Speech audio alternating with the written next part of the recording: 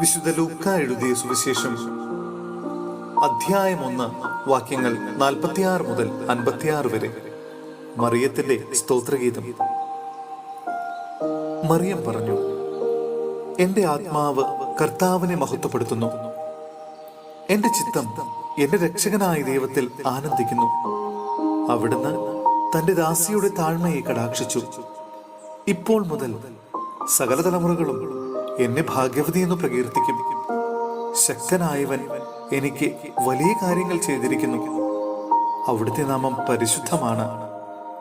അവിടുത്തെ ഭക്തരുടെ മേൽ തലമുറകൾ തോറും അവിടുന്ന് കരുണ വർഷിക്കും.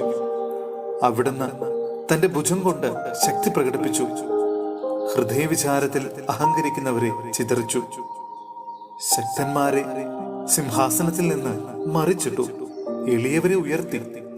വിശക്കുന്നവരെ വിശിഷ്ട വിഭവങ്ങൾ കൊണ്ട് സംതൃപ്തരാക്കി. സമ്പന്നരെ വെറും കൈയോട് പറഞ്ഞയച്ചു. തന്റെ കാരുണ്യം അനുസ്മരിച്ചുകൊണ്ട് അവിടുന്ന് തന്റെ ദാസനായ ഇസ്രായേലിനെ സഹായിച്ചു. നമ്മുടെ പിതാക്കന്മാരായ അബ്രാഹത്തോടും അവന്റെ സന്തതികളോടും എന്നേക്കുമായി ചെയ്ത വാഗ്ദാനം അനുസരിച്ചു തന്നെ മറിയം അവളോടുകൂടെ 3 മാസത്തോളം താമസിച്ചു. പിന്നെ വീട്ടിലേക്ക് മടങ്ങി. സഹോദരരെ, വിശുദ്ധ പൗലോസ് ശ്ലീഹ കൊറിന്ത്യോസിലെ സഭയ്ക്ക് എഴുതിയ 2-ാം ലേഖനം അധ്യായം 8 വാക്യങ്ങൾ 11 മുതൽ 15 വരെ. ഉദാരമായ ദാനം. നിങ്ങൾ ആഗ്രഹത്താൽ പ്രകടിപ്പിച്ച സന്നദ്ധത നിങ്ങളുടെ കഴിവനുസരിച്ച് പ്രവൃത്തിയിലും പ്രകടിപ്പിക്കുവിൻ.